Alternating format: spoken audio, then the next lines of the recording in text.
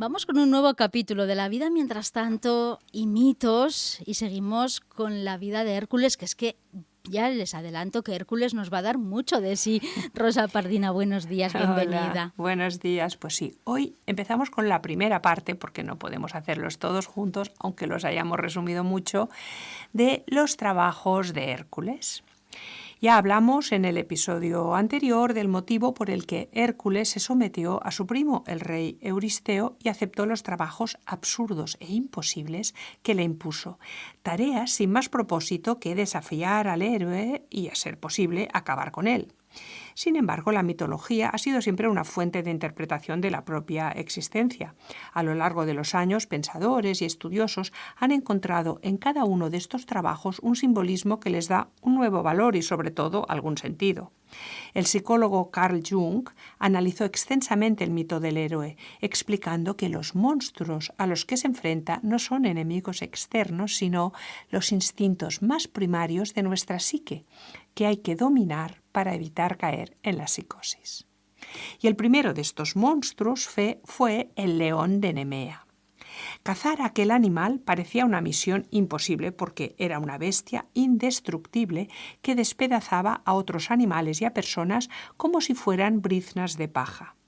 Pero Hércules no se amedrentó. Siguió su rastro durante varios días y cuando lo alcanzó le lanzó una flecha directa entre los ojos. La punta ni siquiera arañó la piel del animal, rebotó como si hubiera golpeado un escudo de bronce. El león, lejos de asustarse, levantó la cabeza y lo miró desafiante mientras se retiraba lentamente hacia el interior de su cueva. Lo estaba retando a luchar en su propio terreno, en la oscuridad. Y el héroe aceptó. Al entrar, lo único visible eran los ojos del monstruo brillando en la penumbra, y entonces la bestia saltó. Hércules sabía que nada podía atravesar aquella piel y que su única opción era luchar cuerpo a cuerpo. Lo agarró del cuello con sus brazos y apretó con todas sus fuerzas hasta que el león dejó de respirar. Supongo que ahí se consolidó lo de tener una fuerza hercúlea. Ya solo le quedaba despellejar al animal para demostrar su victoria, pero ¿cómo desgarrar una piel indestructible? Pues el héroe utilizó las propias garras de la bestia, y a partir de aquel día esa coraza impenetrable se convirtió en la armadura y distintivo de Hércules. Cuando regresó a palacio y se plantó frente a Euristeo cubierto con la cabeza y la piel del león, el rey se aterrorizó de tal manera que huyó como un cobarde para esconderse dentro de una enorme jarra de bronce. Dicen que desde aquel día el rey se escondía allí cada vez que Hércules regresaba de uno de sus trabajos.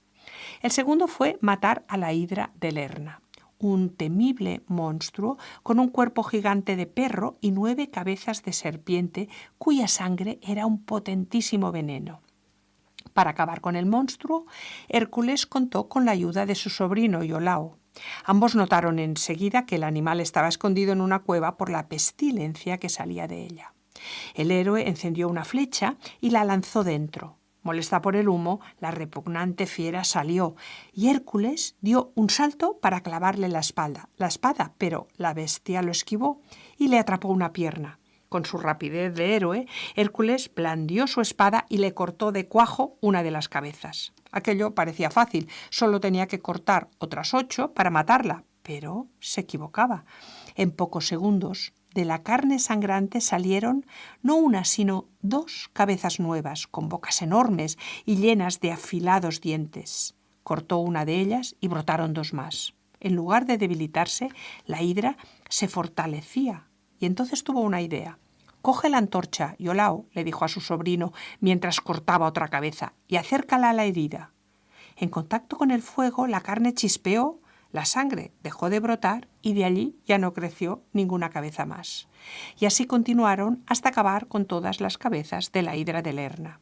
Antes de irse, Hércules mojó sus flechas con la sangre venenosa para que las heridas que causara a sus enemigos fueran definitivamente mortales.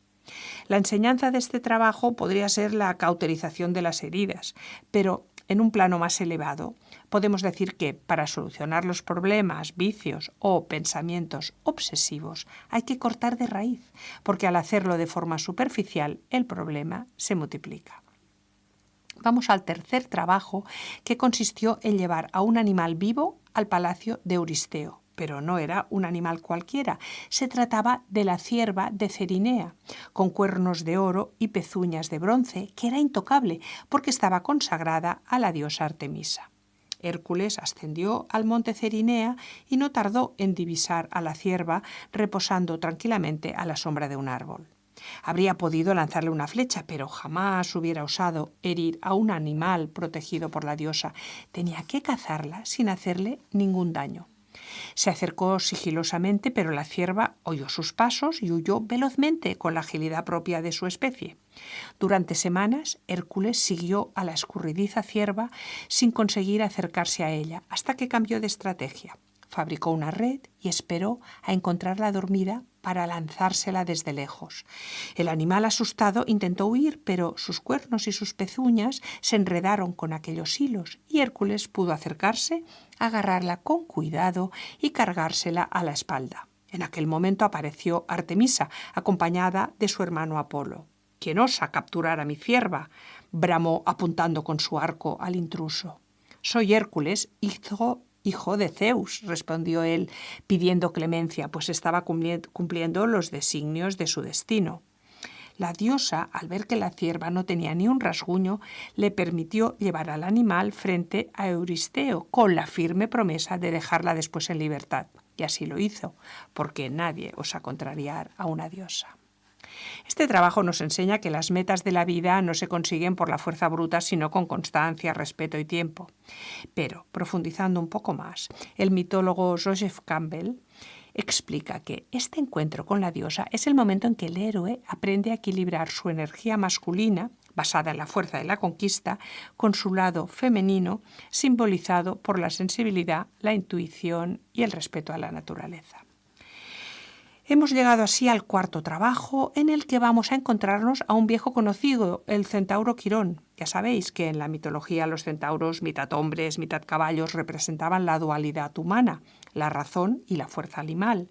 La mayoría eran salvajes, pero Quirón era la excepción, era el más sabio, bondadoso y maestro de grandes héroes. El rey Euristeo ordenó a Hércules capturar vivo al jabalí de Erimanto, una bestia salvaje de fuerza descomunal que asolaba los campos. Algo que también ocurre a menudo en nuestros días y en nuestros campos. En su viaje hasta Erimanto, el héroe se detuvo para visitar a un amigo suyo, un centauro pacífico, probablemente el único además de Quirón, llamado Folo. Este lo recibió con gran hospitalidad y le ofreció carne, pero Hércules le pidió también vino. Folo, que custodiaba una jarra excelente que el dios Dioniso le había regalado a todos los centauros con la orden de no abrirla, le sirvió una copa, y el olor del vino divino se esparció por toda la montaña. Al olerlo, el resto de los centauros, incapaces de controlar sus instintos, enloquecieron y, armados con piedras y troncos, asaltaron la cueva. Hércules tuvo que defenderse y comenzó a disparar sus flechas envenenadas con la sangre de la hidra.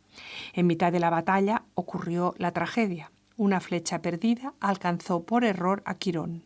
Al ser inmortal, el veneno no lo mató, pero le causó un dolor tan insoportable que acabó suplicando a los dioses que le quitaran la inmortalidad para poder morir en paz. Para colmo de males, el buen Folo, picado por la curiosidad, cogió una de las flechas caídas para examinarla. Se le resbaló de las manos, le golpeó el pie y murió en el acto. Con el corazón apenado por la pérdida de sus amigos, Hércules continuó su camino para cumplir su misión. Localizó al jabalí y a base de gritos lo sacó de su escondite. El animal huyó, seguido del héroe que pretendía agotarlo para poder cazarlo vivo. La bestia, sin embargo, no daba muestras de cansancio y la persecución parecía no tener fin, hasta que Hércules lo obligó a subir a la cima de la montaña, donde la nieve era espesa y profunda. El jabalí, hundiéndose en aquel manto blanco, perdió las fuerzas. Hércules aprovechó aquella flaqueza para encadenarlo, cargárselo al hombro y llevárselo a Euristeo. Al ver llegar al héroe con semejante fiera, el asustadizo rey corrió de nuevo a esconderse en su jarra de bronce. Este trabajo vuelve a demostrar lo absurdo de la misión, más allá de acabar con el héroe, pero para darle un sentido nos basaremos en que en nuestra tradición el jabalí simboliza la ira, la brutalidad, el ímpetu destructivo, y cazarlo vivo nos demuestra quizá que las pasiones más salvajes solo pueden dominarse con la voluntad. Limpiar en un solo día los establos de Augías fue la humillación que urdió Euristeo en el quinto trabajo de Hércules. Augías era un rey que poseía inmensos establos que jamás se habían limpiado. El estiércol acumulado durante décadas emanaba un hedor sofocante y probablemente la idea de Euristeo era que Hércules tuviera que revolcarse en la inmundicia para limpiarlo todo. Pero el héroe lo consiguió sin ensuciarse ni siquiera un poco. Primero derrumbó las paredes del edificio y después cavó un surco desde los establos hasta el cauce del río. Entonces, con un último golpe de pico, liberó las aguas tumultuosas que se precipitaron por el canal. La corriente se llevó toda la suciedad y el lugar quedó tan limpio como el primer día, aunque el río probablemente tardó mucho más en recuperar sus aguas cristalinas.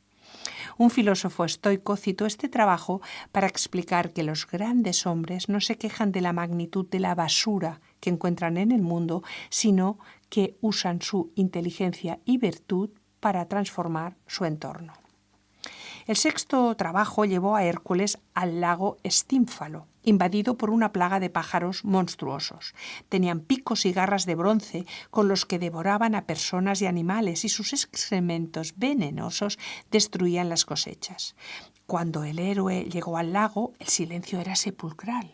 De pronto, un ave se acercó a él desde el aire para atacarlo. Hércules le lanzó una flecha y acabó con ella. Al cabo de una hora apareció otra y sucedió lo mismo. Jamás acabaría con todas aquellas criaturas esperando a que se acercaran de una en una. Fue entonces cuando la diosa Atenea acudió en su ayuda, entregándole una matraca de bronce fabricada por Hefesto. Hércules subió a una colina y la hizo sonar con fuerza. Aturdidas por el terrible ruido, las aves alzaron el vuelo en bandada. Hércules aprovechó el momento para lanzar sus flechas y ensartarlas de 3 en 3, haciéndolas caer al lago hasta acabar con todas ellas. Puede que las aves representen aquí los pensamientos destructivos y las dudas que nos sobrevuelan, mientras que la matraca sea el sonido que espante a los pensamientos oscuros que nos invaden. O puede que no. Lo dejamos aquí porque continuaremos con el séptimo trabajo en el próximo episodio. If not, senza